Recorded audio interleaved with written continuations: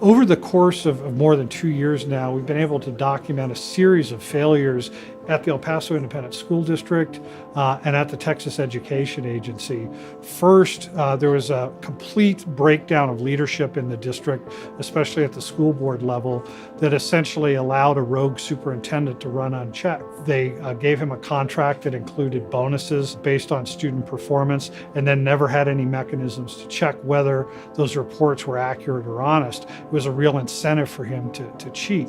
The cheating allegations in the El Paso Independent School District really focused on a community that was very vulnerable.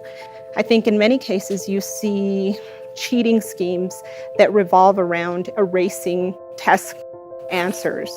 And in El Paso, it was a very complicated scheme that looked at pushing children out of school, retaining some of them and jumping them to the next grade, all in an effort to, game the system.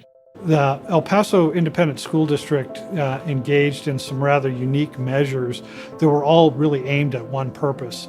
It was to find 10th grade students who might not pass the federal accountability test and somehow get them out of the 10th grade. The transcripts were, if you will, fixed, or their credits were removed. Students' credits were not showing.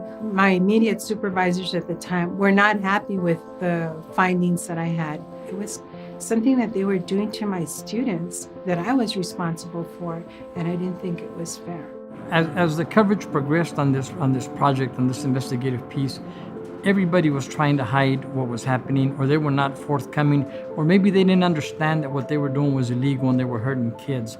We never thought it was right that any kid should be denied an education just because he or she didn't speak English properly or might not have done well on a test. People were incredibly surprised. The situation was such that even though there had been an investigation at the state level, there seemed to be a clearing of the school district and sort of an acknowledgement that perhaps something was there, but it wasn't big enough to launch a major investigation. And then the paper began its extensive reporting on what was going on. And I think that people's reaction was one of shock, but also of interest. I think this is a story that was important, but it was a story that people didn't have the inside understanding about. It was very important in the El Paso Times to investigate because things started to come out that I didn't even know were happening.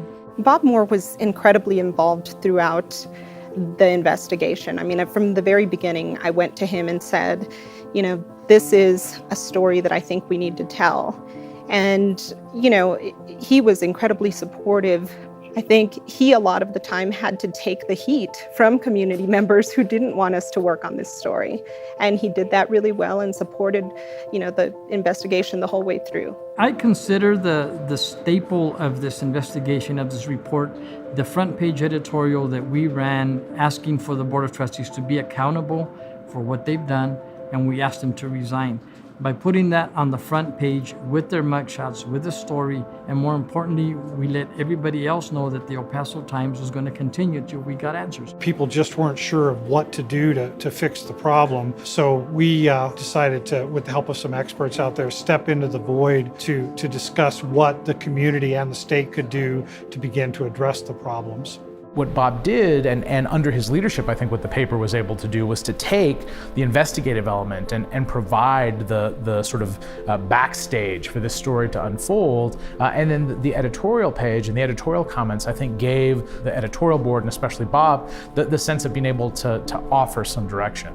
If you cheat, we'll eventually find out. And if you find out, we're going to take strong action as a consequence of it.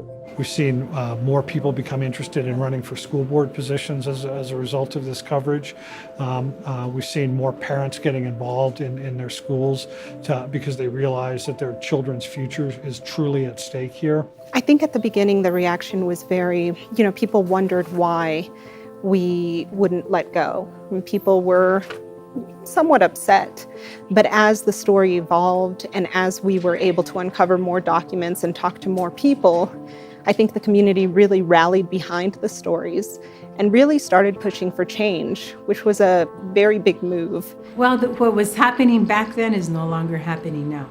The district has taken charge. We have lead counselors that are looking into transcripts. We have people working all areas to make sure the accountability is where it needs to be. Our new superintendent, he means business. It's very obvious that he means business. Now the focus is shifting back to truly educating children rather than gaming the education system. And that's what teachers are in it for, is they want to teach kids. And I think the biggest feedback I've heard from people is that for the first time in maybe a decade, they really do have the opportunity to teach.